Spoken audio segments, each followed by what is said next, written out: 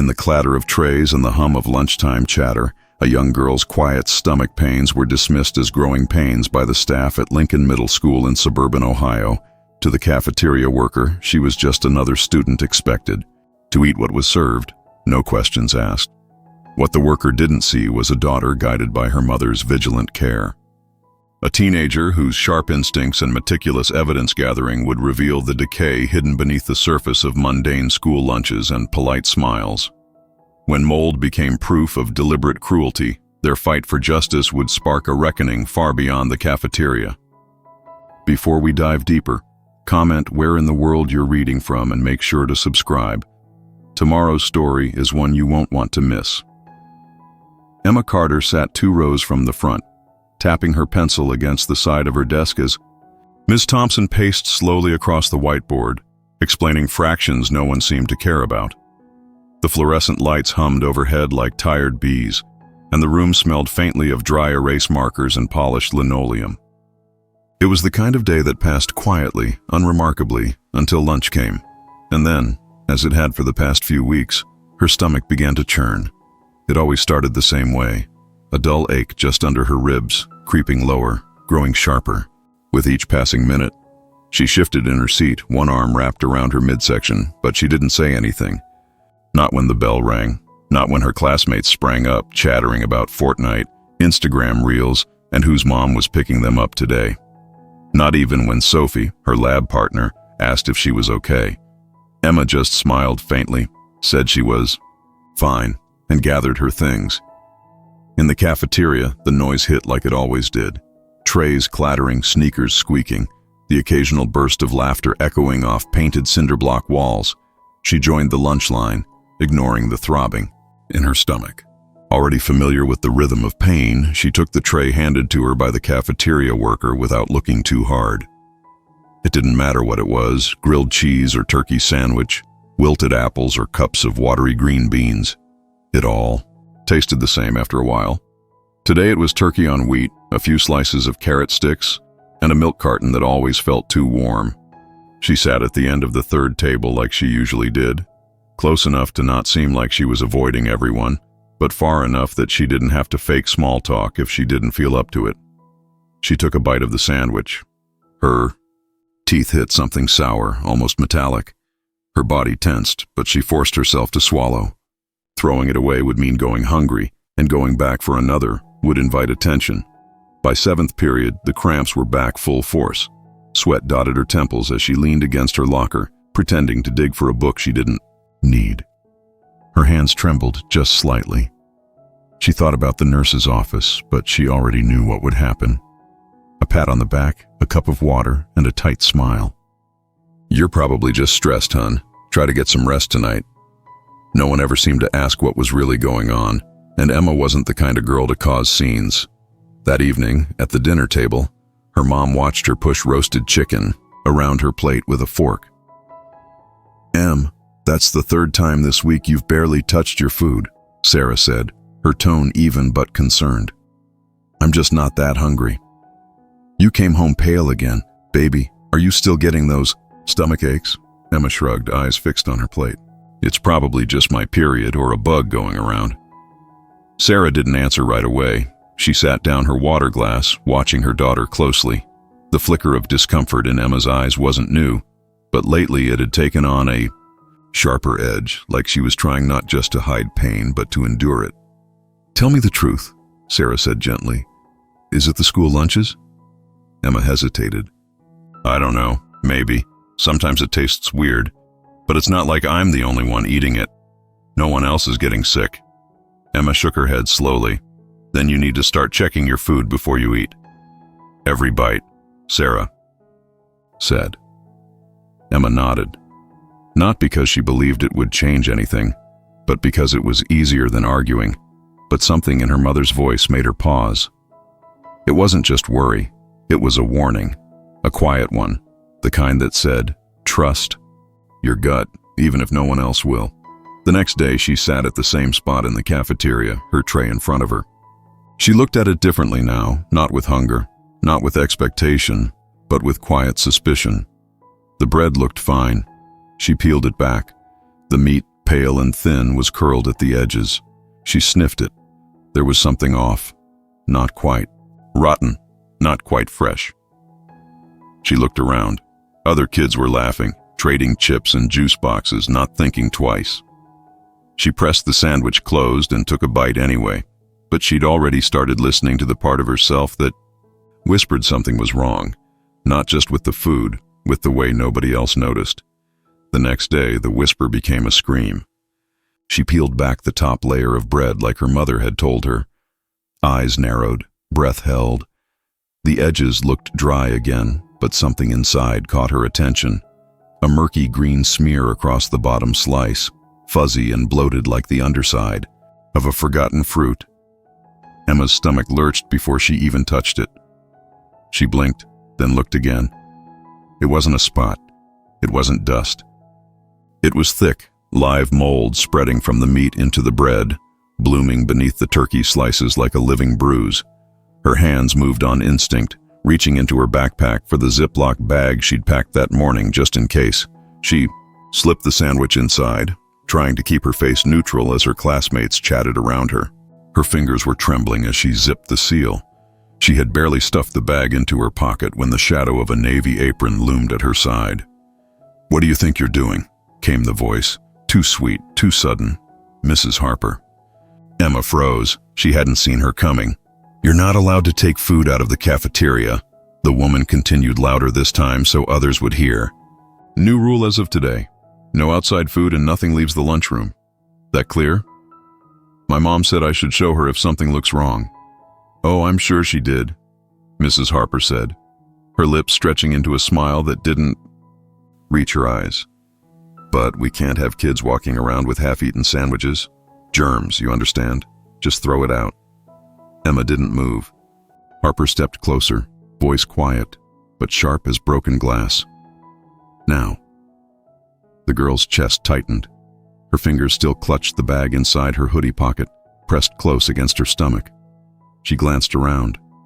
The other lunch monitors weren't watching. Neither were the kids. She walked to the trash can, stood there. Then slowly, deliberately, she pulled the Ziploc out and dropped it in. The soft thud of it landing against the paper plates and apple cores felt like a door closing. The rest of the day her mind buzzed. She didn't eat dinner that night, and she barely spoke. Her mother noticed immediately. "You found something, didn't you?" Sarah asked, leaning against the kitchen counter, arms folded. Emma sat at the table, eyes fixed on the floor. "There was mold inside the sandwich, green and hairy. I tried to keep it, but that lady, Harper, she made me throw it out. She said it was a new rule. No food out of the cafeteria." Sarah's jaw tightened. She pushed off the counter and reached for her phone. "Get your coat." Emma didn't ask where they were going. She just followed. The school office was quiet, the lights dimmer than usual. A student worker at the front desk blinked in surprise when they entered. The office closes soon. We'll be quick," Sarah said smoothly. "I'm here to speak to the principal now."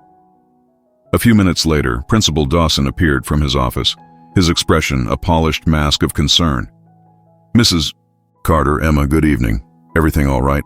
"No, my daughter has been getting sick from your cafeteria food for nearly a month now," Sarah said, calm but firm. "And today she found mold. Not a little, a lot inside her sandwich. When she tried to save it so I could see, your lunch staff forced her to throw it away and claimed there's a new policy banning students from keeping their food."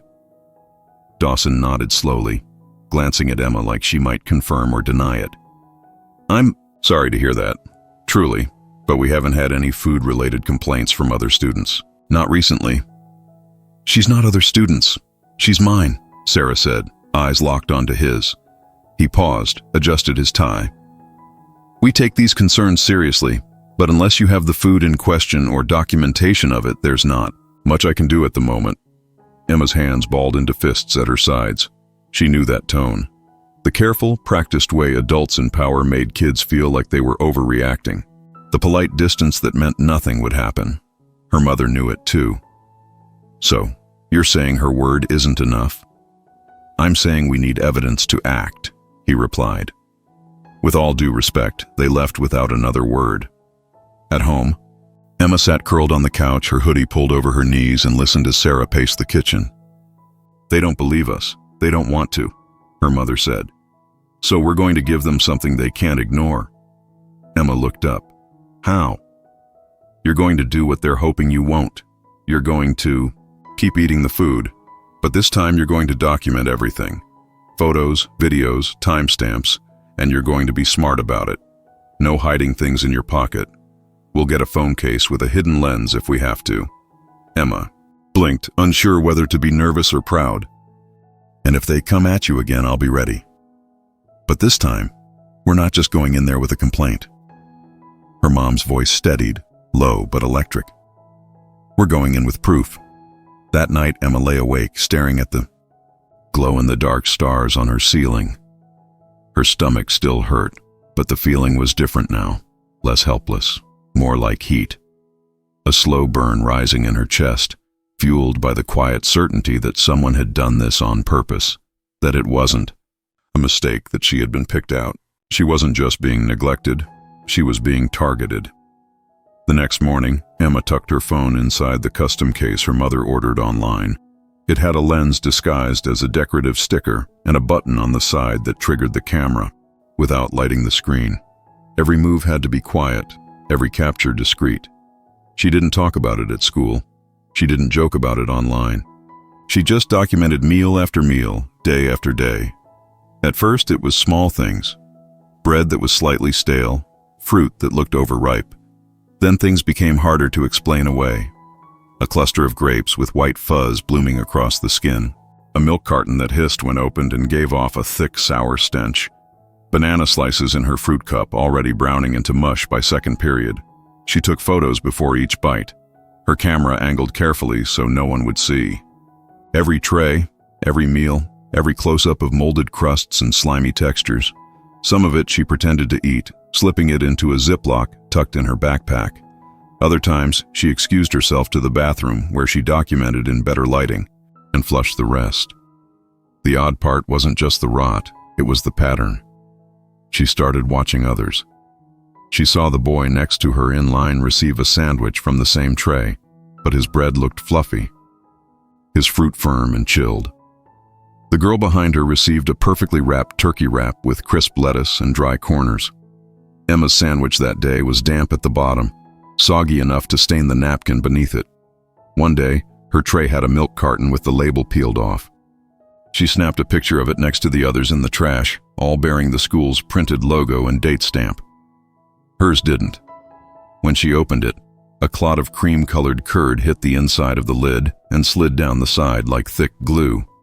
She nearly gagged. That same afternoon, Sophie, her lab partner in science and occasional lunch table friend, noticed her pushing the food around again. "You always look like you're dissecting it," Sophie teased, poking at her own applesauce. "Is that your thing now?" Emma didn't look up. "I don't trust it." Sophie made a face, then smirked. "Here, want a trade? I'm tired of this ham. You can have my peanut butter crackers." Emma stiffened. "You sure?" "Totally. You're the one always watching your food like it's going to jump at you." It happened before Emma could say no. Sophie slid her tray over, snatched Emma's, and took a huge bite of the sandwich right through the center. For a few seconds, everything was fine. Then Sophie froze, eyes narrowed. "Ugh, what is that?" Emma leaned forward. "Spit it out!" Sophie coughed, stumbled to her feet, and rushed toward the nearest trash bin. She retched, gasping and holding her stomach. Within an hour, she was in the nurse's office, pale, shaking, and nauseated. By the next period, she had been sent home. Emma didn't need to ask what had happened. She already knew. By that evening, Sarah was at the kitchen counter again, flipping through the photo log Emma's had been compiling. She scrolled past images of souring yogurt, meat with a grayish tinge, and trays where the food was clearly older than the date stamped on the packaging. She tapped her fingers against the counter.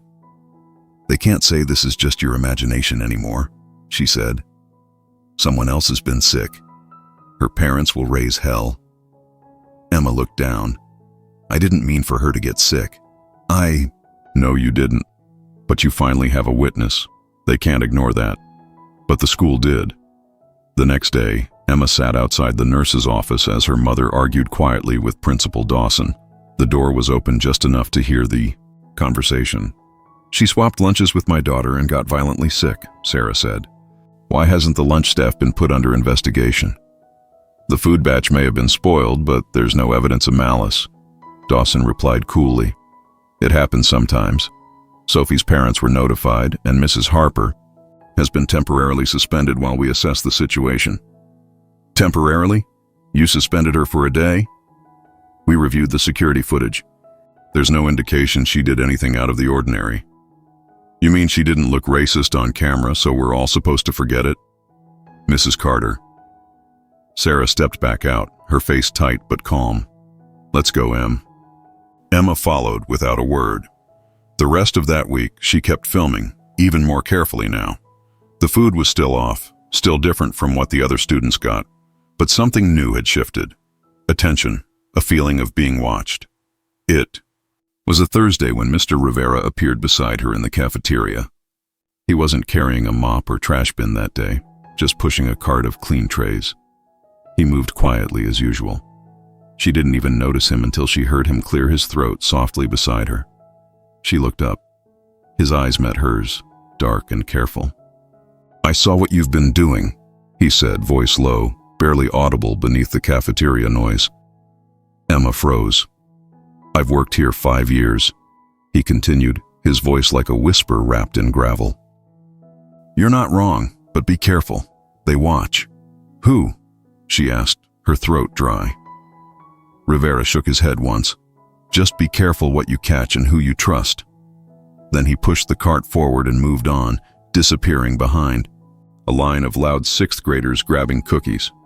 Emma sat still for a long time, the sandwich on her tray untouched, her phone humming quietly in her pocket. Her fingers tightened around it, not in fear, but in quiet resolve. She hadn't imagined it. It wasn't in her head. Even the staff had seen something. The food wasn't the only thing being spoiled at her school. The silence around it was part of the design. The noise of the cafeteria faded into the background. As Emma stared ahead, her mind already moving faster than her body could follow. When the bell rang, she slipped out without touching her tray, careful not to draw attention, though the weight of her phone in her pocket felt heavier than ever. That evening, she didn't wait for her mother to ask. She walked straight into the living room, pulled out the Ziploc bags, scrolled through the week's photos, and laid her phone on the coffee table. "I think I know where it's coming from," she said. Sarah leaned forward. "Show me." Emma clicked through the images, the spoiled milk, the molded sandwich, the fruit with a white fuzz curling along its edge, and then paused on the photo. From earlier that day, a lunch tray stamped with a code at the corner of the napkin, just barely visible. "They're labeling the food. I think it's coded, like different meals for different kids." Sarah stared, jaw tight. "You're saying it's deliberate?" "I think someone's deciding who gets what." Emma looked up, her voice steady. "And Mr. Rivera, he knows something. He's scared, but he gave me a warning." There was a long silence, and then Sarah nodded. "We're done waiting." The next day, Emma found him outside by the dumpster during cleanup, dragging a bin across the gravel. She didn't speak right away, just helped him pick up a crate of folded boxes that had tipped over. After a moment, he stood straight, wiping his hands on a rag. "I have to show you something," she said. He didn't ask what. He just glanced around and then nodded toward the back hallway. They moved quickly, quietly, weaving through the back corridor behind the gym and toward the rear of the kitchen. Mr. Rivera stopped at a heavy utility door with chipped paint and glanced over his shoulder. Then, without a word, he reached into his pocket and pressed something into Emma's hand. A silver key. "I found it by accident a few months ago. Never told anyone." His eyes didn't meet hers. "It's for the walk-in freezer, the one in the back. You didn't get this from me." And then he was gone again, lost behind another cart, his presence erased as easily as it had appeared. Emma waited until the end of the lunch period when the kitchen was nearly empty. She slipped through the staff door and walked calmly past the industrial sinks, the massive metal prep tables, and the racks of boxed deliveries. Her fingers clutched the key in her pocket. The air shifted as she neared the back freezer. A foul odor, faint at first, thickened as she approached. A putrid mix of mildew, spoiled meat, and something far worse. The door before her looked normal at a glance, but rust coiled along the hinges, and the paint near the handle had worn down to reveal scratches beneath. She slid the key into the lock. It clicked with a low groan. The door opened and the smell hit her like a wave. She recoiled, one hand over her mouth, then forced herself inside. The light overhead was dim, barely illuminating the rows of plastic bins and containers stacked along the walls. Packed tightly, some were sealed, others not. Emma moved slowly, camera lens peeking from her hoodie string as it recorded everything. A crate of milk cartons sat against the far wall, their tops bulging, labels smudged. Beside them, meat packages oozed with congealed fluid, the color of rust and tar. She knelt beside a stack of bread loaves, some visibly green under the plastic, others collapsing inward like damp sponges. Every item was expired, some by days, others by months. But it wasn't just rot. Each bin was labeled in marker symbols and letters she didn't recognize at first. One said X3, another said ST2, another simply B4. She flipped open a clipboard tucked behind a bin and found a list of matching codes with notes beside them. X3, experimental non-allergy. B4, specific students, grade 4. ST2, secondary tray. No substitutions. At the bottom of the sheet, do not file, for internal use only. Emma's pulse pounded in her ears. She backed away and turned, then saw the corkboard nailed to the wall behind a shelving unit. A torn curtain hung loosely in front of it. She pushed it aside. The board was covered in yellowed printouts and torn comic strips, each one crude, grotesque, drawings of students with exaggerated features, captions like bread loser and tray trash. And next to those cartoons, a handwritten list of names, nicknames, initials. Her name was there, a red checkmark beside it, 7 in total. She stepped back, her phone still rolling, mouth dry. Then something on the floor caught her eye. An envelope, water-stained and crumpled, rested near a plastic tub of spoiled yogurt. She picked it up with a gloved hand and squinted at the label. Board copy. Return to superintendent. Subject: discretionary food audit. Confidential. She tucked it inside her hoodie and turned back toward the freezer door, locking it behind her as she left. Mr. Rivera was gone. By the time she stepped into the hallway again, the bell had rung and the classrooms were shifting. Her feet felt far away from her body as she walked through the flow of students, her eyes locked ahead. Not running, not yet. But inside, she was on fire. That night, Emma barely touched her food, her eyes distant, her thoughts still trapped in that freezer's stench. And when the table was cleared and the sink had gone quiet, she rose without a word, walked to the living room, and placed her phone on the table between them. With a calm that felt almost foreign, she opened the gallery, tapped the first video, and let it play without preamble. Her voice low but firm as she said, "I got it." Sarah didn't ask what she meant, didn't press for details or interrupt, with the kind of protective questions that had always followed bad days. Instead, she simply sat beside her daughter, close enough for their shoulders to brush, and watched as the footage began to unfold in silence, the images casting a flickering glow across their faces. It was all there in unflinching clarity.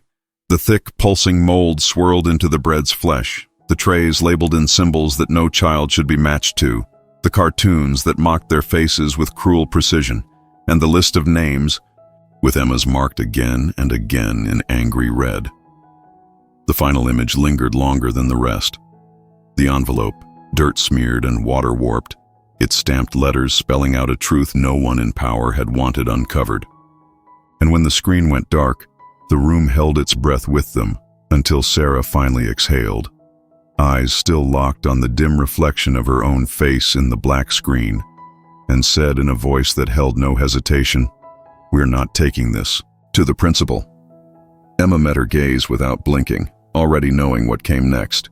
And when the words followed, quiet, sure, and burning with purpose, they felt like the start of something far larger. "We're taking this to the press." The morning after their decision, Sarah made 3 phone calls before the sun had fully climbed over the rooftops. The first was to a local newsroom that had once published an article about cafeteria funding disparities in the district.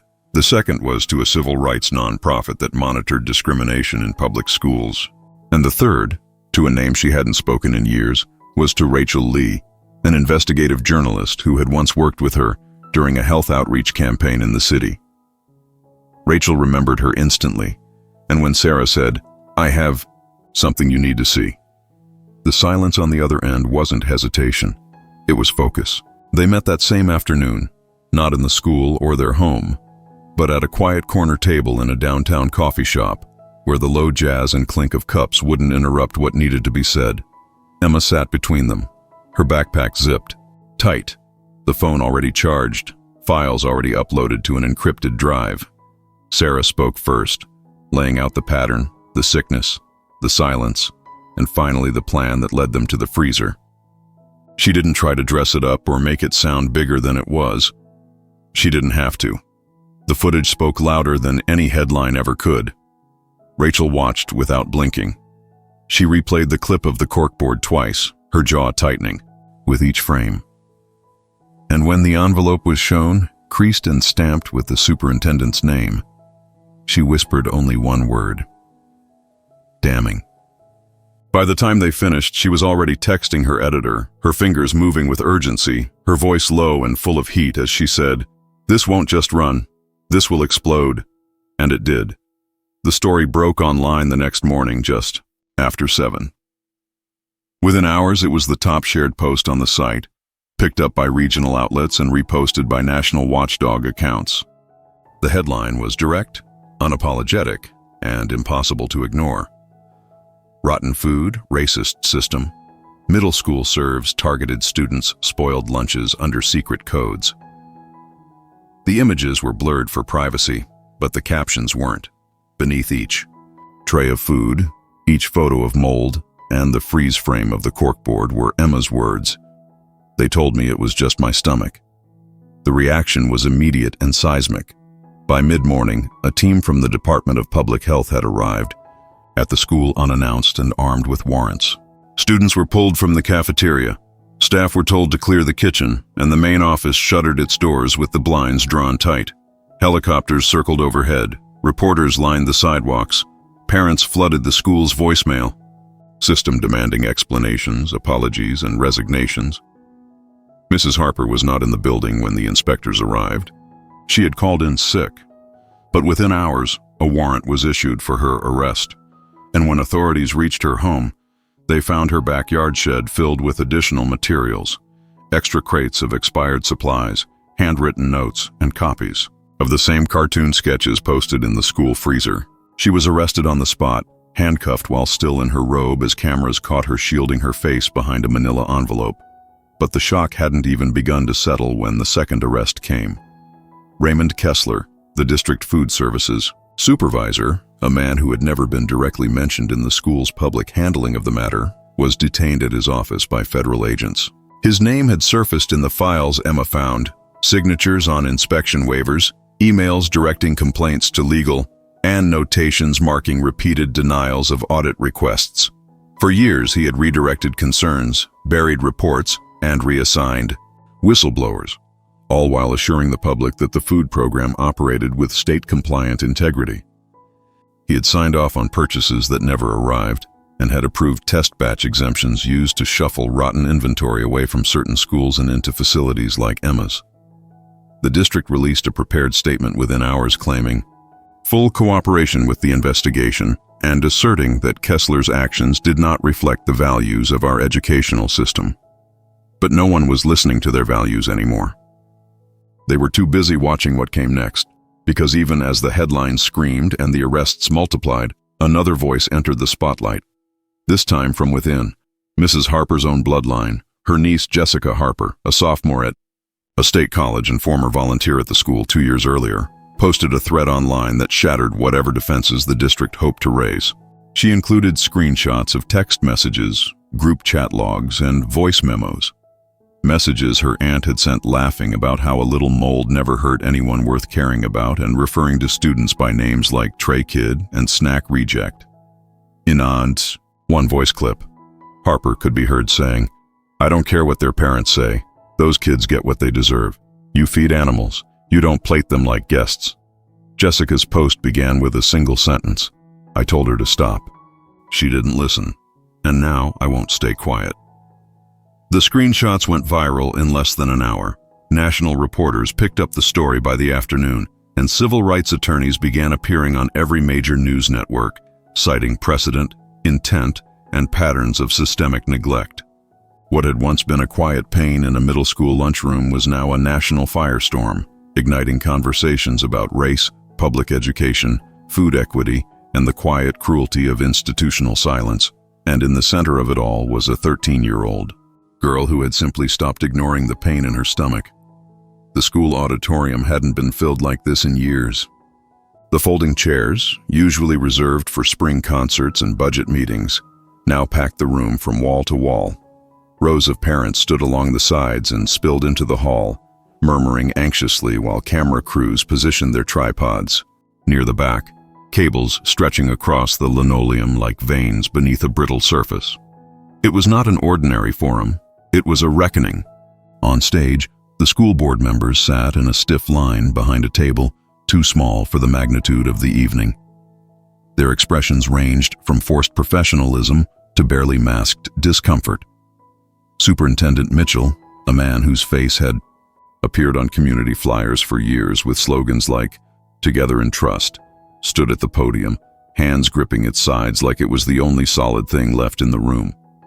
Sarah sat in the second row, her eyes locked on him, not with fury, but with focus.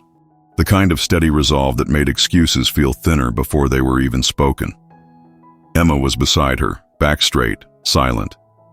Around them, voices buzzed, families trading names, whispering dates, comparing stories that no one had thought to connect until now. Before the superintendent could begin his prepared statement, a mother 3 rows back rose from her seat, her voice cutting through the air with a clarity that silenced the room. She held a folder in one hand, shaking slightly, and spoke with the urgency of someone who had waited too long to be heard. "My daughter," she began, "is in 8th grade now. But when she was in 6th, she came home 3 times with stomach pain after eating school lunch. I reported it. I sent emails. I even brought in the fruit she was given. Blueberries with a thick white fuzz coating the inside of the cup. You know what your office said?" She opened the folder, pulling out a printed reply. It said, "We're sorry to hear of your concerns. Rest assured our cafeteria meets state guidelines." Nothing changed. More voices followed. A father stood and described how his son had been taken to urgent care twice with stomach cramps and vomiting, both times after days when, in hindsight, the food had smelled strange. A grandmother recounted how her grandson, who had since transferred to another district, refused to eat lunch at school and had been called dramatic for doing so. Each story came with dates, photos, names of teachers, and now, thanks to Emma's recordings, a context that made them impossible to dismiss. Then came the voice that shifted the air entirely. A tall, soft-spoken woman in her early 40s, wearing an old cafeteria uniform beneath her blazer, stepped onto the aisle with a folded paper in hand.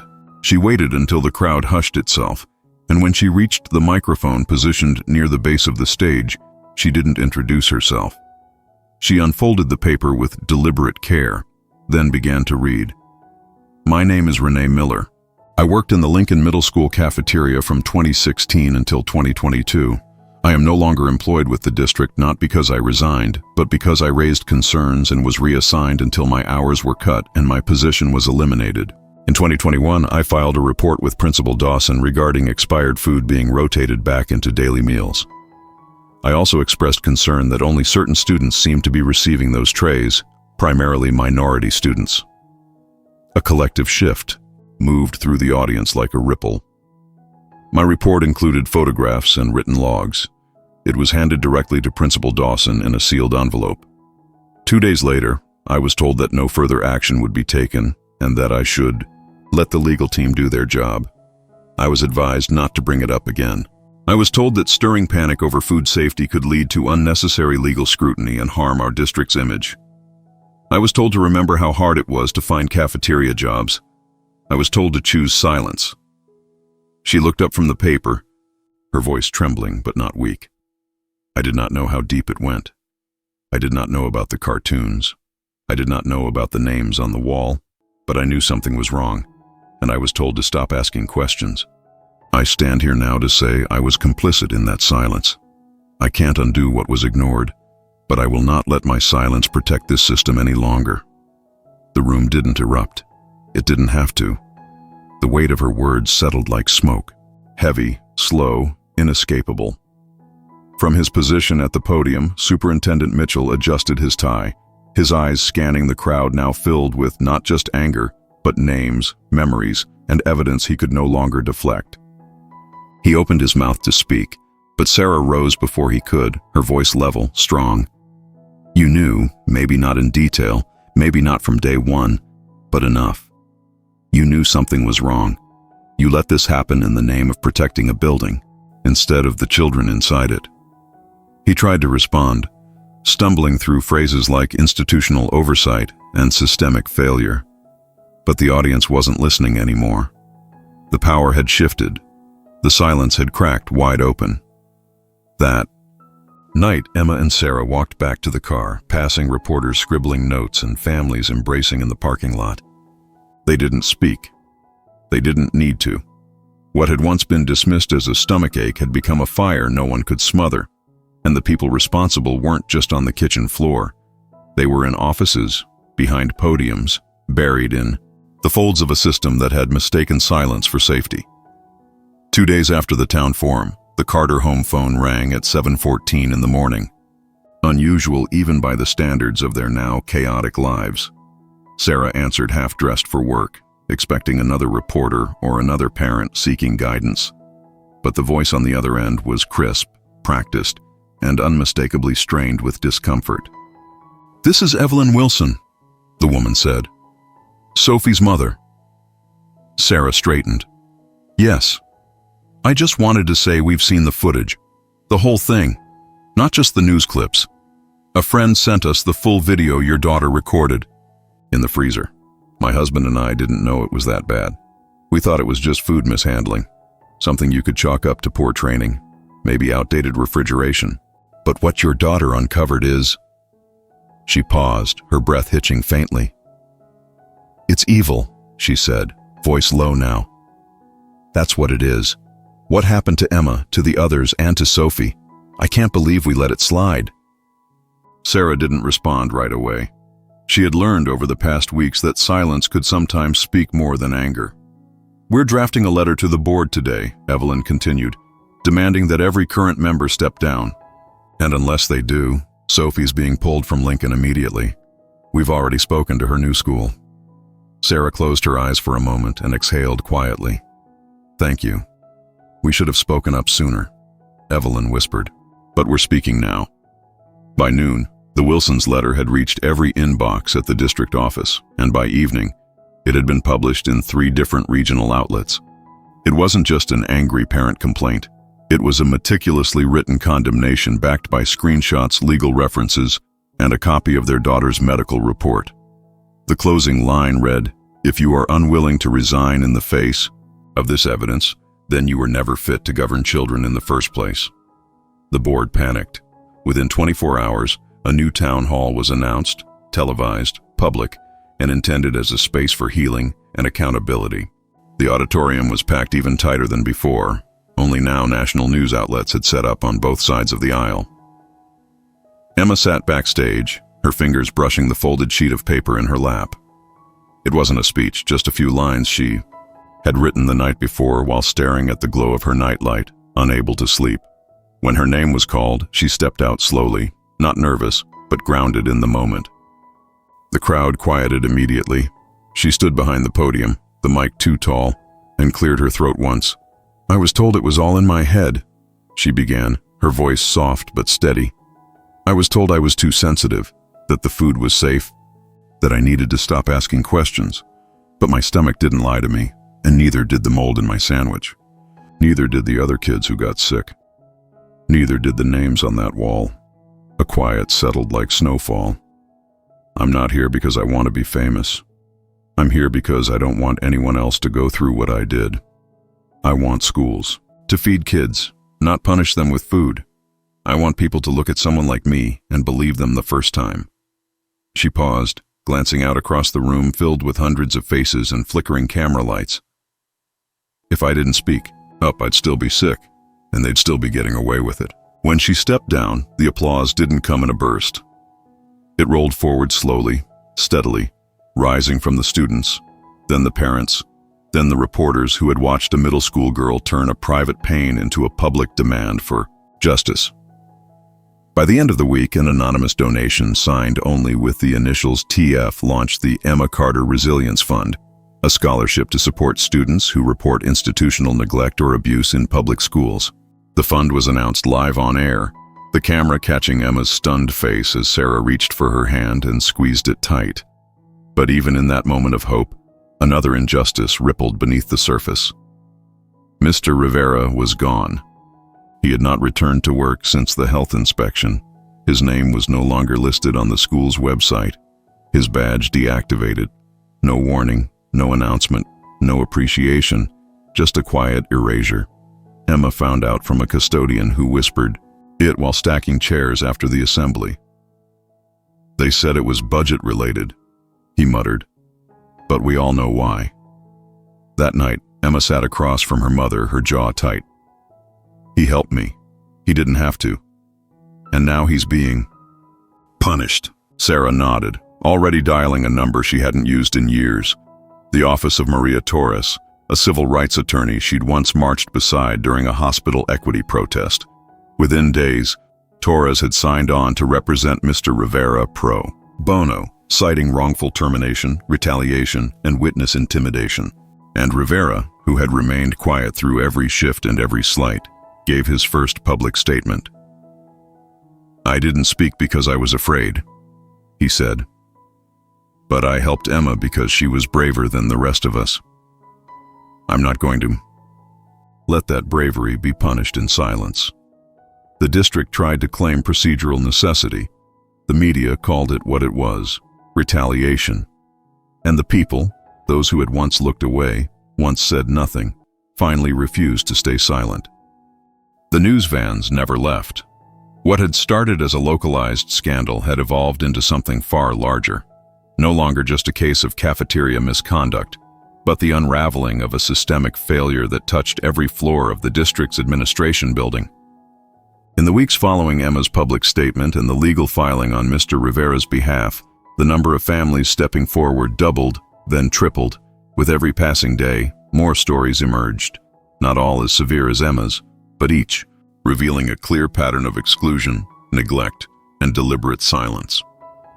Some accounts came from former students now in high school or beyond, remembering years-old stomach cramps they were told were just anxiety. Others came from parents who had questioned spoiled food or erratic tray substitutions and were told gently and firmly to stop making trouble.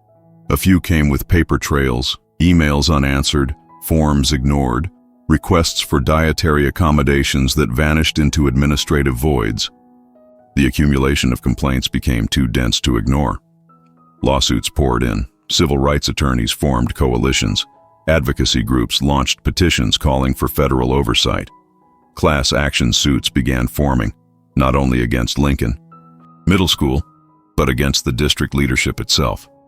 Sarah's phone rarely stopped ringing now, no longer with doubts or dismissals, but with legal inquiries, policy suggestions, and invitations to join parent-led reform boards. And then, the Department of Justice stepped in. The announcement arrived in the form of a short but sharp press conference held on the courthouse steps, flanked by federal agents and an official from the Department of Education's Office for Civil Rights. An investigation had been opened, and not just into the handling of food, but into hate crimes. Emma sat on the couch beside Sarah when the segment aired, her knees drawn to her chest, her hand resting lightly on the remote. Neither spoke. As the agent stated clearly, this case reflects a possible violation of Title VI of the Civil Rights Act.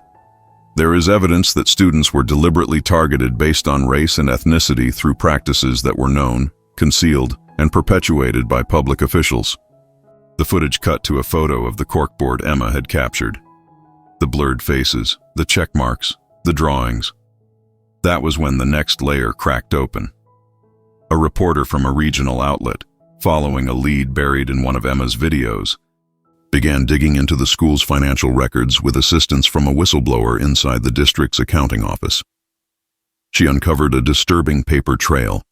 Over the past 5 years, the school had received nearly $600,000 in state grants intended for kitchen modernization and food safety compliance. According to the documents, that money had been fully spent on equipment upgrades, safety training, and infrastructure repair. But none of those things had occurred. The refrigerator that failed inspection had been in place for over a decade. The training sessions listed in the logs had been canceled or never scheduled, and the food prep equipment Emma had photographed was visibly outdated. What the documents did show, however, were purchase orders for generic line items, paper goods, janitorial supplies, bulk storage bins, filed and signed by the same 2 people every time. Raymond Kessler, the former food services supervisor, now under indictment, and Principal Dawson. Emma's footage included glimpses of order logs taped inside the freezer, pages that should have been logged in the central record, but weren't. The codes scribbled on the boxes matched the items listed in the false purchase orders. It was enough to suggest not just mismanagement, but outright fraud. The diverted funds hadn't just vanished. They had been laundered through fake purchases and buried in meaningless categories, all while students were being served food that made them sick. The final nail came when the warrant for Mrs. Harper's property was executed. It happened just before sunrise. Agents arrived with a search team and cameras close behind. The footage showed boxes being carried out, papers sealed in evidence bags, and storage tubs labeled kitchen files, personal. At first, the contents seemed mundane. Expired calendars, tattered recipe sheets, and outdated training manuals. But within one of the boxes, agents found a black binder marked Log, Priority Rotations. Inside were detailed records organized by date and initials, noting which trays had been modified, which students had reacted, and which names had been flagged for observation. It wasn't just neglect. It was methodical, calculated, a personal record of inflicted harm kept like a trophy journal. Worse still, beneath that binder was an old shoebox taped shut. Inside were photographs printed on glossy paper, labeled by hand. Snapshots of food trays with visible mold, spoiled fruit, milk cartons with warning stickers peeled away. Each photo was captioned, "Repeat whiner didn't eat today. Weak stomach, 3rd strike. Let's see how she handles X3. There were dozens. Also recovered were notebooks filled with hateful diatribes, racist jokes, slurs, and hand-drawn caricatures that mirrored those pinned to the corkboard in the freezer. One particularly disturbing entry read, "They won't learn respect in class, so they'll learn it from hunger. They'll remember my food." The photos were never meant to be seen by anyone else, but now they became exhibits in a federal case. That evening, Sarah received a call from Rachel Lee, the investigative journalist who had broken the original story. Her voice was calm, almost stunned. "They found everything," she said. "Every document, every lie, every name. Your daughter didn't just start a movement, she unearthed a legacy, and it's about to fall apart." Sarah glanced at Emma, curled up on the couch beneath a blanket, headphones around her neck, sketching quietly in the pages of her notebook. Not drawing cartoons this time, but vines and light beams and hands reaching upward from the soil. She didn't interrupt. She just whispered, "Let it fall."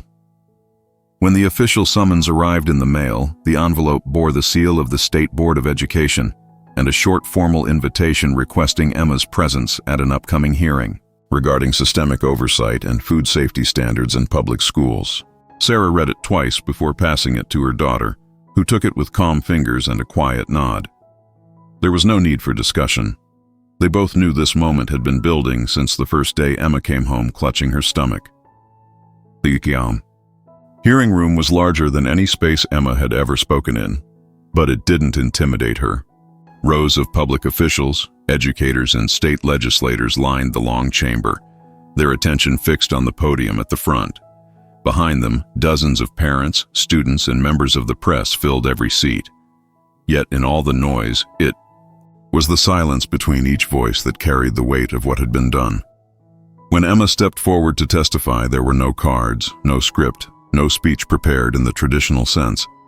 She had written her thoughts the night before, in the margins of her notebook between sketches of dandelions breaking through concrete, but she didn't need to read them to know what she wanted to say. Her voice didn't tremble. It didn't need to rise or demand.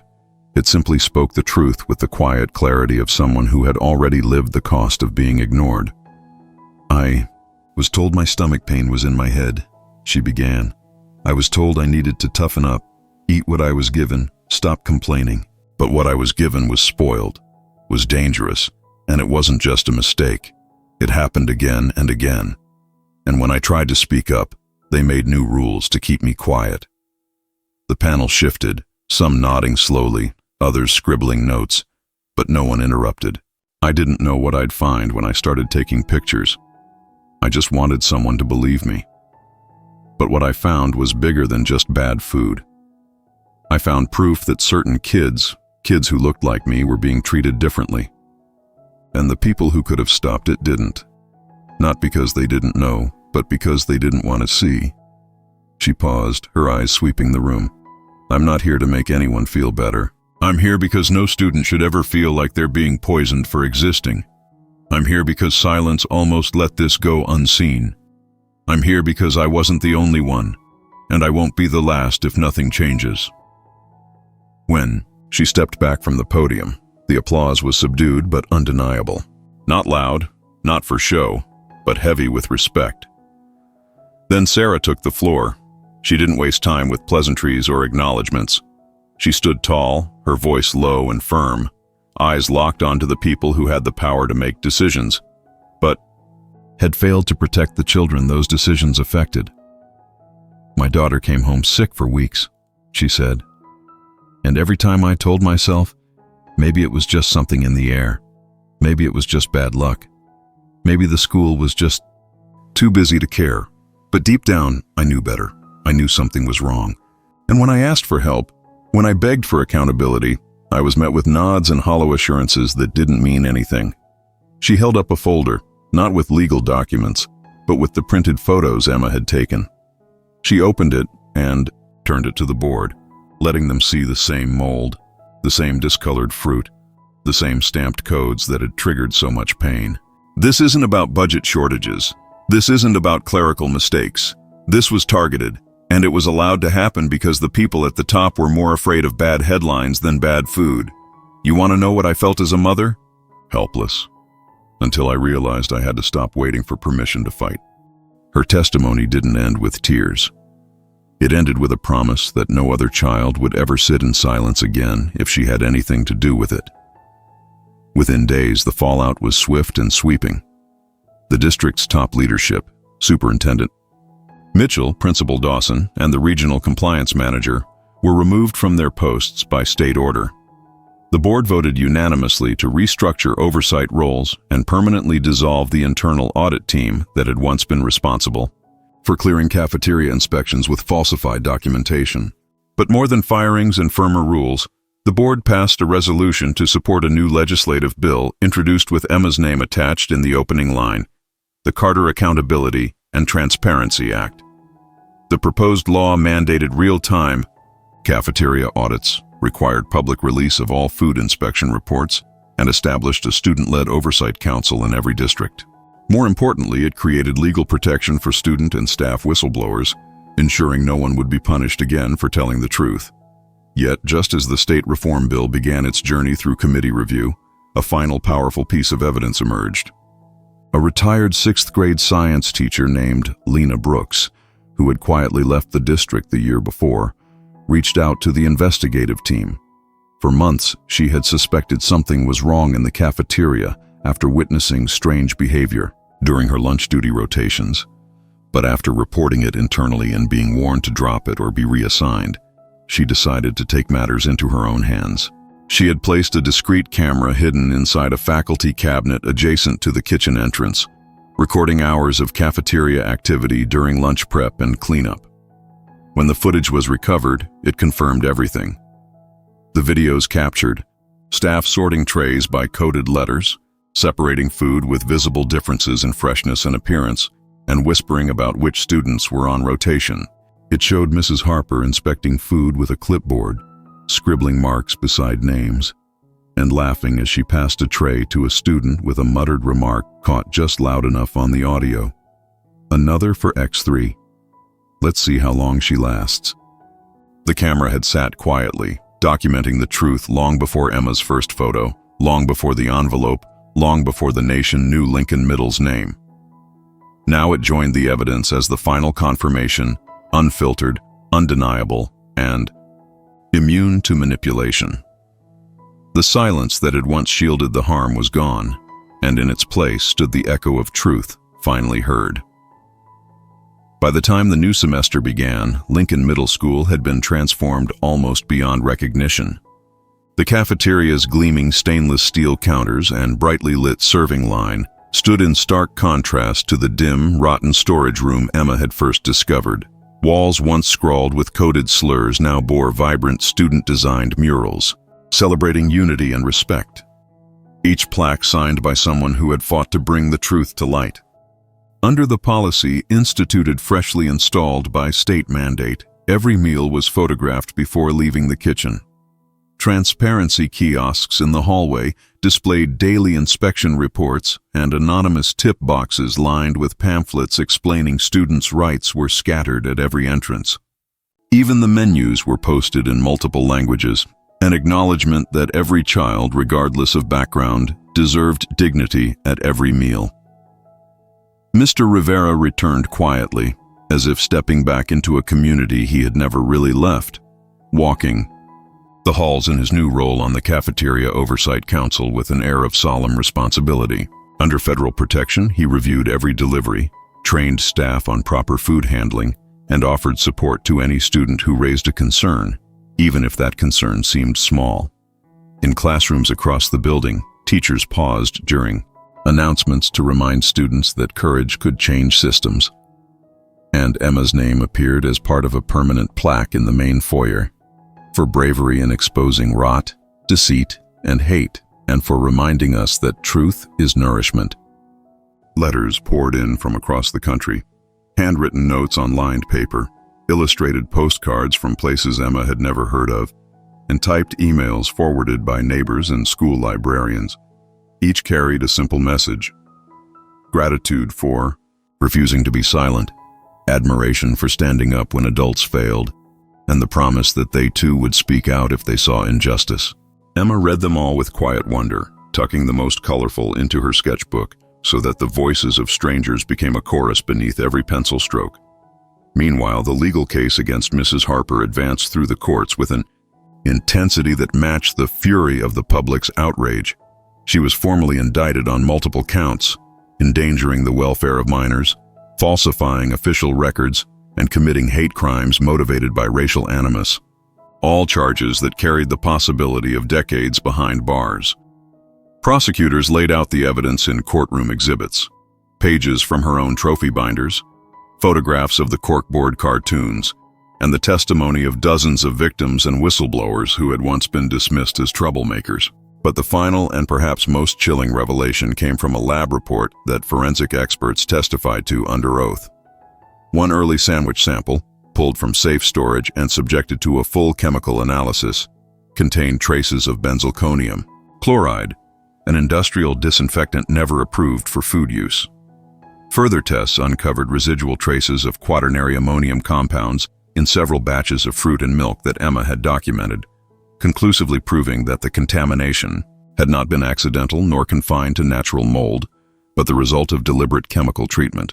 With that finding, the charges against Harper escalated to include conspiracy to poison, reckless endangerment through chemical exposure, and a new count of aggravated hate crime based on the targeted nature of the compound's distribution. In the hush that followed the announcement, the courtroom sat in stunned silence. No procedural murmur, no shuffling of papers, just the weight of a truth too terrible for words. Mrs. Harper herself looked smaller, her carefully maintained composure crumbling under the gravity of her own concoctions. Her once feigned charm and stern warning about germs exposed as a facade for a calculated campaign of harm against children of color. The judge adjourned for recess, but the echo of that chemical proof would resonate long after the gavel fell. A final confirmation that justice had finally caught up with deliberate cruelty. And Emma and Sarah left the courthouse side by side, hands clasped. They did not speak. They didn't need to. In the bright sunlight of that March afternoon, they carried with them the knowledge that a system bent on erasure had been dismantled by a single girl's refusal to stay silent, and that every name, every photo, and every drop of poison she unearthed had become a catalyst for real, lasting change. The morning sunlight slanted through the high courtroom windows, illuminating the rows of benches where families, community members, and reporters gathered in anticipation. Judge Laura Bennett presided over the chamber with the calm authority of someone who had seen countless cases. Yet her gaze seemed to soften as she regarded the 13-year-old girl in the front row, Emma Carter, whose quiet courage had already changed a district. Bailiffs guided Mrs. Harper to the defendant's table, where she sat flanked by her defense team. The air felt charged, as though every person present understood the gravity of what was at stake. Far more than the fate of one cafeteria worker, but the question of whether a system that could permit such willful cruelty would be held to account. When the judge called the trial to order, her gavel tapped twice against the wood, resonating like a heartbeat in the hushed room. "Will the defendant please rise?" she said. Mrs. Harper, her gray hair pulled into a tight bun and her posture rigid, stood as defense attorney Mark Randall spoke in measured tones. "My client pleads not guilty to all charges." A ripple ran through the gallery, followed by an intake of breath, as those who had followed each indictment counted the echoes. Endangering the welfare of minors, falsifying official documents, hate crimes, conspiracy to poison. Prosecutor Diane. Kim rose next, her expression resolute, her notes neatly arranged on the lectern before her. She began by reminding the jury of their solemn duty to consider evidence without prejudice, then turned to exhibits that glowed with unambiguous clarity. "Ladies and gentlemen," she said, her voice firm but compassionate, "this case is not about a single incident or a momentary lapse in judgment. It is about a pattern of deliberate cruelty directed at children who deserved protection, not poison." As she spoke, courtroom technician Allison Park dimmed the overhead lights and projected the first slide onto a screen behind the jury. A close-up photograph of a turkey sandwich, its bread layers swollen with fuzzy green mold. Kim clicked the remote. Exhibit 12. Photographs taken by Emma Carter on March 2, 2025. Showing condemned food items that were served repeatedly to targeted students. The images flickered in sequence: molded fruit cups, milk cartons smeared with curd, bread streaked with stains, and the jurors leaned forward, eyes narrowing as they absorbed the visual proof. Kim continued, "But mold alone does not constitute a hate crime or deliberate endangerment. It is the context in which these items were served that transforms negligence into malice." She advanced to the next slide, a photograph of the freezer corkboard pinned with grotesque caricatures and a handwritten list of names, each accompanied by red check marks. The cartoons, crude in execution yet unmistakable in intent, depicted children as animals or pests. A murmur rippled through the courtroom before Kim silenced it with a nod. Exhibit 27 is the freezer evidence from that same shipment. Behind these doors unlocked only with a key found in the possession of the defendant, lay crates of food designated by coded labels. ST2 marked for standard secondary trays, B4 for specific students in 4th grade, and X3 for experimental non-allergy batches. Each code corresponded to a group of children whom Mrs. Harper singled out for cruel treatment. The screen shifted to a close-up of those coded containers, the faded ink of the markers and the rotted corners of the packaging uncomfortably vivid. as the prosecutor detailed the falsified state audit reports and purchase orders bearing Mrs. Harper's signature. The defense attorney rose. Randall's challenge was polite but determined. "These photographs and documents," he said, voice pitched low, "are circumstantial. They show mold and correspondence, but they do not prove intent. My client's actions, while perhaps misguided, lacked the criminal intent required for these charges. She is a cafeteria worker, not a technician or chemist. If there were disinfectant residues on the bread, it was the result of improper cleaning procedures, not a calculated attempt to harm." He paused, scanning the jury. "We ask you to remember that mistakes, not malice, are at issue here." Prosecutor Kim allowed a respectful nod before calling her critical witness, Mr. Rivera, the custodian who had risked his name and livelihood to help Emma. Under federal protection, he was sworn in, his voice steady despite the tremor in his hands. He described in clear, unbroken sentences how he had found Mrs. Harper's secret logs, how he had witnessed coded sorting of food trays, and how he had provided Emma with the key to the freezer. When asked to explain what he saw on the corkboard, he did not flinch. "The cartoons," he said, "were not innocent drawings. They were targets. I saw her check the list when she thought nobody was watching. She counted them like trophies." His gaze flicked momentarily toward the defendant, whose face had gone pale. Emma sat rigidly through his testimony, her eyes fixed on the witness stand. Even at 13, she understood the power of bearing witness. When Mr. Rivera concluded and stepped down, she offered him a nod that said more than words could. The room felt heavier, as though relief and sorrow had fused in a single breath. Kim then presented the final, most damning exhibit, the chemical analysis report confirming traces of benzalkonium chloride and quaternary ammonium compounds deliberately applied to the bread and fruit. "The lab determined," she explained, "that these disinfectants could not have arrived there by accident. They had to be added before packaging or during preparation under direct supervision." She pointed to a chart overlaying ingestion timelines with recorded illness episodes among targeted students. "This is the pattern of poisoning we allege." At that point, defense counsel attempted to introduce doubt about chain of custody, but the court's ruling underscored the meticulous documentation by forensic teams. From sealed evidence bags to time-stamped video recordings with the chemical report verified under oath by a toxicologist from the Department of Health, the jury had no room left for plausible deniability. As the day wore on and witnesses were cross-examined, the atmosphere in the courtroom remained sober and focused. The jurors were carefully guided through every detail, from the logging of purchase orders to the covert camera footage supplied by Ms. Brooks, the former teacher whose hidden device corroborated Emma's own recordings. By late afternoon, when Judge Bennett recessed for the day, even the most reticent members of the community had come to understand the full scope of what had transpired behind Lincoln Middle's cafeteria doors. That evening, as Emma and Sarah left the courthouse, the teenager carried herself not with bravado, but with the stillness of someone who had fulfilled her role in a story much larger than herself. The trial would continue for days, but the turning point, the moment when evidence transcended argument, had already passed. In the quiet that followed, Judge Bennett's words lingered in the hallways.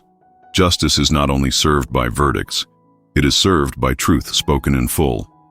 And in that truth, Emma had found her voice and made sure the world could no longer look away. By the third week of testimony, the courtroom had grown accustomed to the cadence of sorrow and outrage that so often accompanies the uncovering of deep injustice. Witnesses arrived in succession. A pediatric gastroenterologist who explained how repeated exposure to benzalkonium chloride could cause chronic inflammation, deep ulcerations, and lasting digestive disorders in children.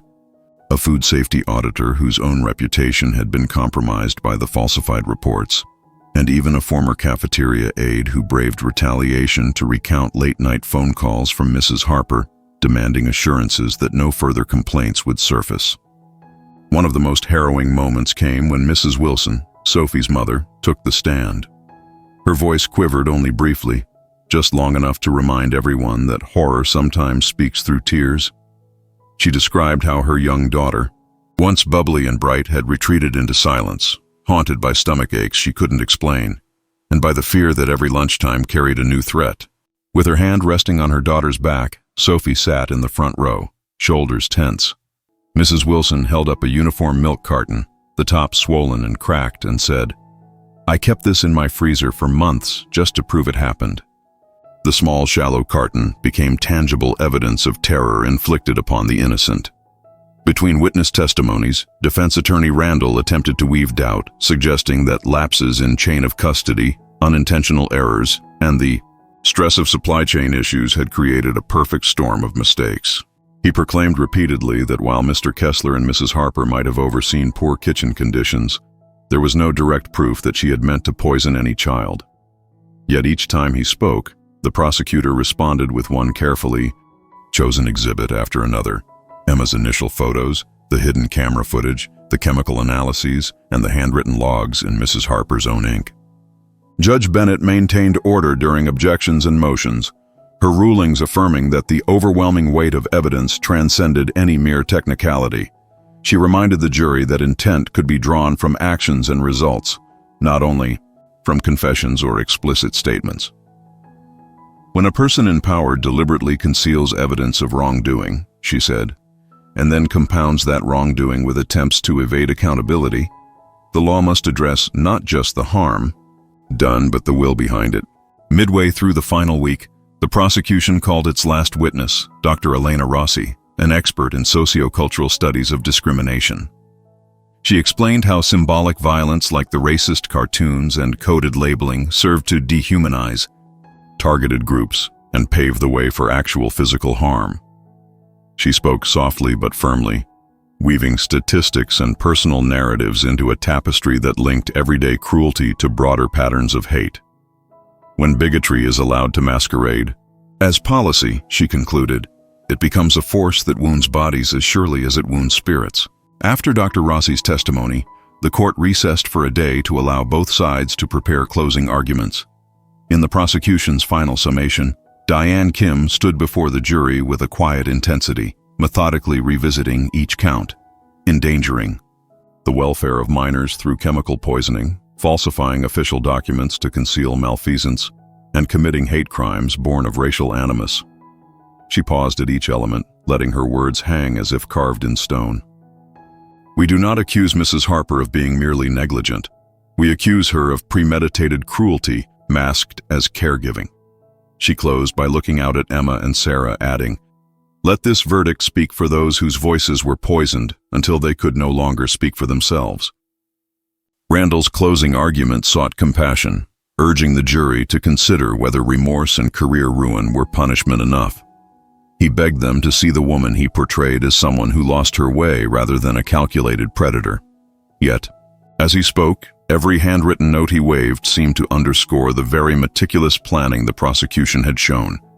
Schedules of menu substitutions, logs of chemical purchases, personal notes about which children deserved the harder tray. When the judge delivered her final instructions, she reminded the jury that moral outrage, while powerful, must find its final expression in the impartial application of law. "Your verdict must reflect the facts and the evidence alone," she said. Then she sent them to deliberate. The jury's deliberations spanned 2 days, during which the hush in the courthouse was palpable.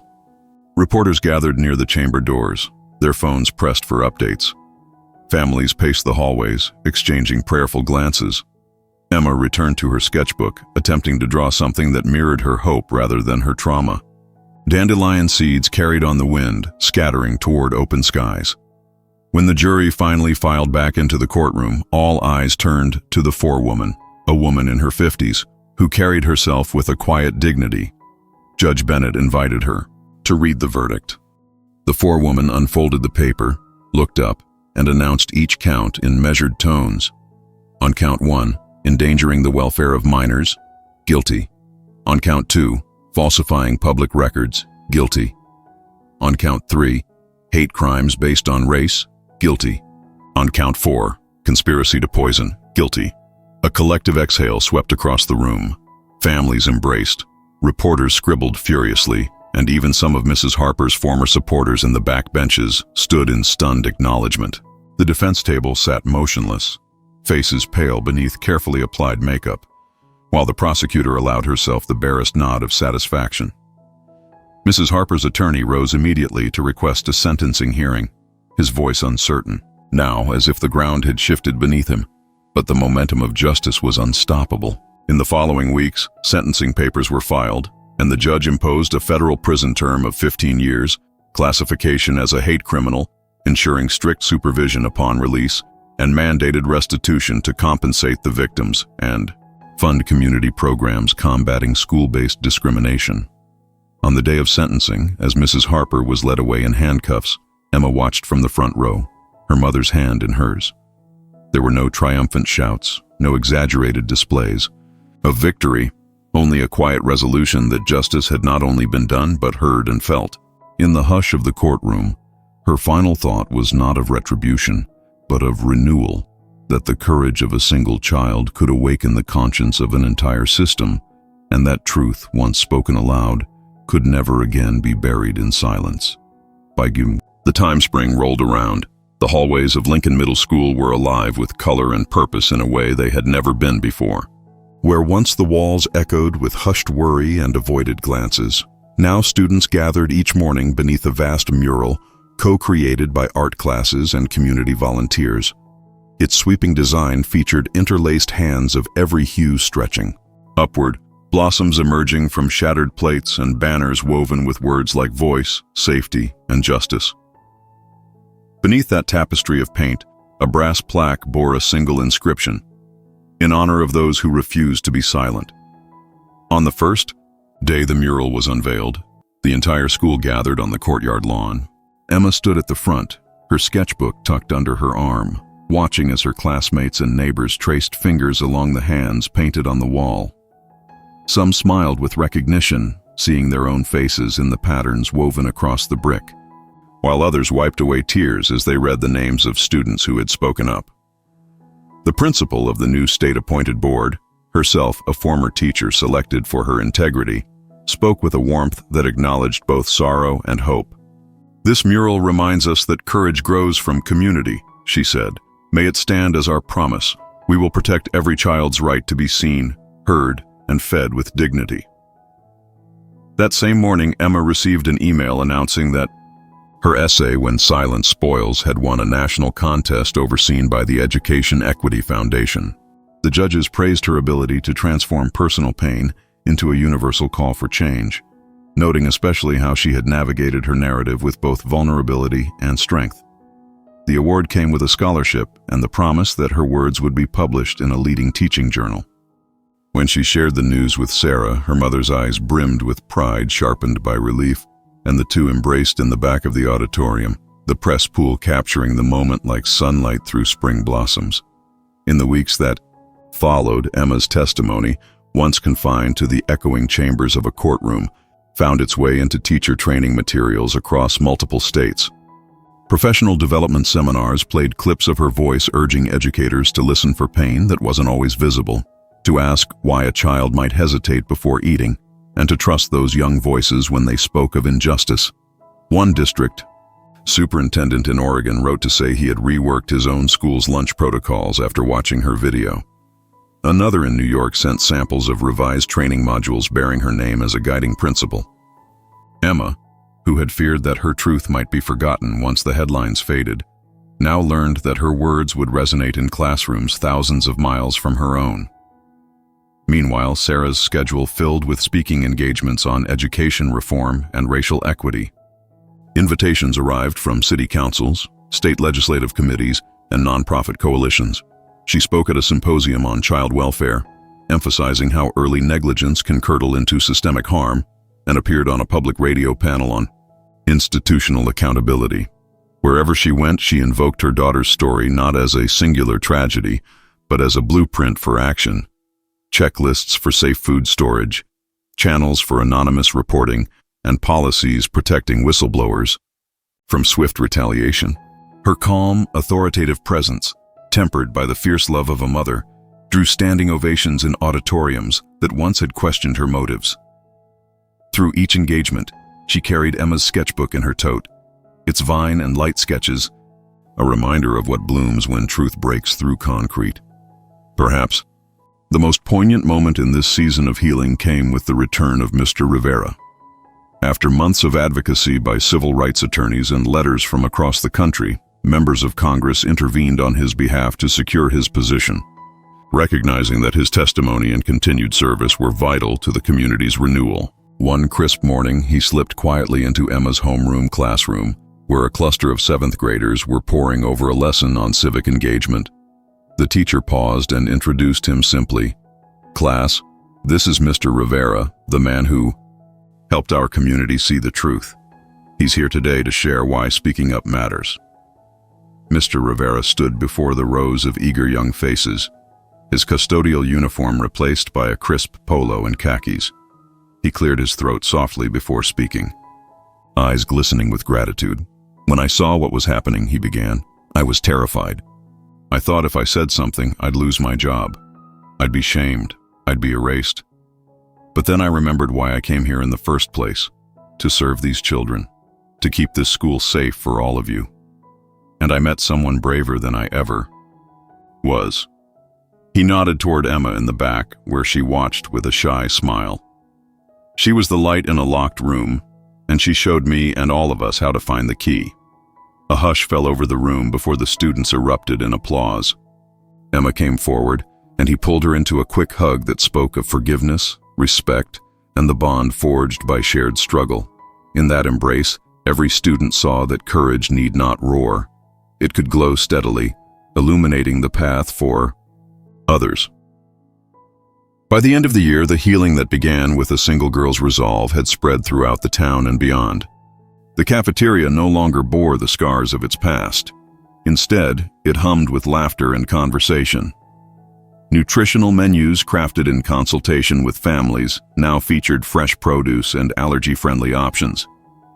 Weekly town hall lunches invited parents and students to sit with administrators and discuss ideas freely.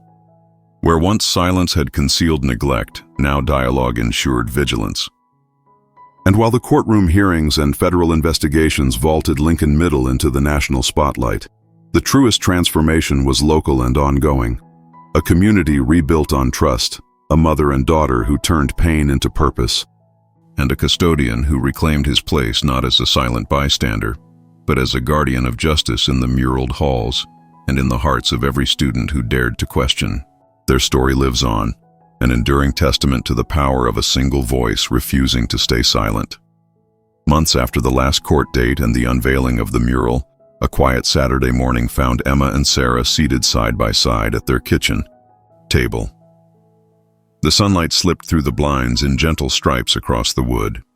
On the table between them lay two fresh whole-grain sandwiches, turkey and avocado on artisan bread. An intentional choice by Sarah to remind Emma that food could be safe again, could be an act of care rather than fear. Emma unwrapped hers slowly, the paper crackling softly, and inhaled the fragrant layers of the avocado before taking her first bite. As she chewed, her eyes met her mother's, and for the first time in a long while, she tasted nothing but relief. The familiar crunch of the bread was a comfort, a whisper of normalcy against months of trauma. Sarah watched her daughter with a tender smile, the lines of worry around her eyes softened by the joy of this unremarkable ritual. She picked up her own sandwich, choosing a bite laden with turkey and crisp lettuce, and let the flavors settle into a warm quiet between them. They didn't speak at first. The sound of their chewing mingled with the soft hum of the refrigerator and the distant chirp of sparrows outside the kitchen window. For Emma and Sarah, this simple act of eating, together free from suspicion or fear, was a quiet triumph. The sandwich tasted of care, fresh bread, ripe avocado, and turkey that didn't hide any bitter secrets. Emma took another bite, her shoulders relaxing, and glanced at her mother. Sarah met her eyes with a small, knowing smile, the kind that said they'd made it through something no one else could fully understand. They didn't speak at first. The silence wasn't heavy. It was warm, like a blanket draped over a long day. Emma reached for her glass of water, her fingers brushing the condensation, and finally broke the quiet. "It's weird," she said, her voice soft, "eating without checking every bite. I keep waiting for something to taste wrong." Sarah set her sandwich down, her expression softening. It'll take time, Em. Your body's still learning it's safe again. But this? She gestured to the table, the sandwiches, the sunlight streaming through the blinds. This is ours. No one can take it away. Emma nodded, her gaze drifting to the counter where her sketchbook lay, its edges worn from months of carrying it, everywhere. She thought about the dandelions she'd drawn, the vines breaking through concrete, the hands reaching for light. Each sketch had been a way to hold on to hope when the cafeteria felt like a battlefield. Now, sitting here with her mom, she felt like those drawings were coming to life. The phone buzzed, a sharp vibration against the wooden table. Sarah glanced at it, expecting another call from a parent or a reporter, but the screen showed Rachel, Lee's name. She raised an eyebrow and answered, keeping her voice low. Rachel, hi, what's up? Rachel's voice came through with barely contained excitement. Sarah, I hope I'm not interrupting, but I just got a call from a producer. At a national morning show, they want Emma on air. A full interview, live, next week. They've seen her testimony, read her essay in the journal, and they're calling her a game changer. They'll cover travel, everything. What do you think? Sarah's eyes flicked to Emma, who was nibbling on a piece of lettuce, oblivious to the call. A national show? That's big. I don't know if she's ready for that kind of stage. She's been ready, Rachel said firmly. She faced a courtroom, a school board, and a whole system that tried to silence her. This is just a bigger microphone. It could reach kids who are scared to speak up, parents who don't know their rights. She'd be telling her story on her own terms. Sarah leaned back in her chair, her thumb tracing the edge of her phone. I'll need to talk to her first. Can you send me the details? Of course, Rachel said. Let me know what she decides, but Sarah, she's already changed the game. This is just the world catching up. When Sarah hung up, she set the phone down and took a sip of water, gathering her thoughts. Emma looked up, sensing the shift. Who was that? Sarah smiled, leaning forward. Rachel. She had some news. A big morning show wants to interview you, live on TV next week. They think your story could inspire a lot of people. Emma's eyes widened, her sandwich forgotten. Me? On TV, like actual TV? Actual TV, Sarah said, chuckling. But only if you want to. It's your call, Em. You don't have to do anything you're not ready for. Emma's fingers tapped the table, a nervous habit she'd picked up during the long weeks of documenting trays. She thought about the kids at school, the ones who'd started sitting with her after the news broke, sharing their own stories of bad lunches or teachers who didn't listen. She thought about Sophie, pale and shaking after eating that sandwich, and Mr. Rivera, risking his job to slip her that key. Most of all, she thought about the kid out there somewhere, staring at a tray they didn't trust, too scared to say anything. What if it helped someone? She asked, her voice quiet but steady. Like, what if there's a kid who sees it and decides to tell someone what's happening? Sarah's heart swelled. Then it's worth it, but you don't have to decide right now. Think it over, okay? Emma nodded, but deep down, she already knew. She picked up her sandwich again, took another bite, and let the idea settle. The thought of a camera didn't thrill her. She wasn't after fame or Instagram followers, but the chance to give someone else courage?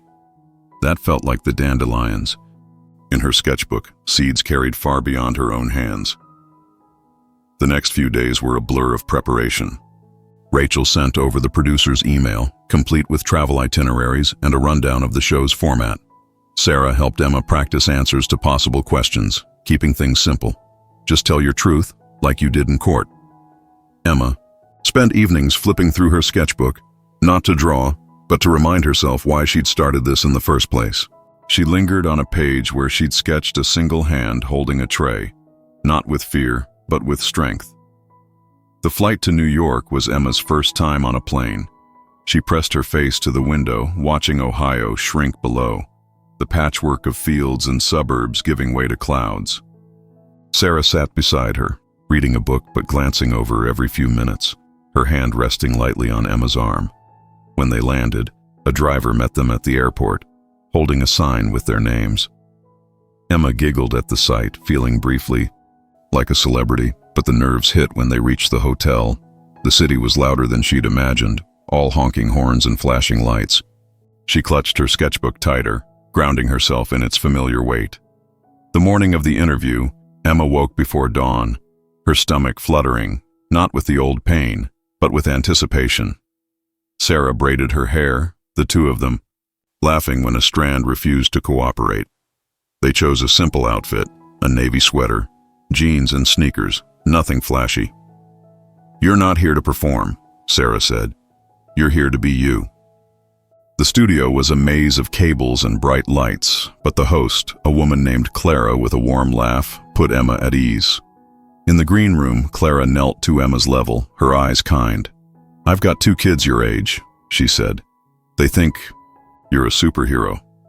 Just talk to me like we're having coffee, okay?" Emma nodded, her nerves easing. Sarah gave her a quick hug before heading to the audience, whispering, "You've got this." When Emma walked onto the set, the lights were blinding, but the audience's applause felt like a wave of support. She sat across from Clara, her hands folded in her lap, and took a deep breath. The cameras rolled. "Emma Carter," Clara began, her voice carrying across the studio. "You're 13 years old, and you've sparked a movement that's changing schools across the country. Can you tell us how it all started?" Emma's voice was soft but clear. "It started with my stomach hurting. Every day after lunch, I'd feel sick. At first, I thought it was just me. But then I noticed the food looked weird, moldy, slimy, not like what other kids got. My mom told me to check everything, so I did, and I found stuff no one should have to eat."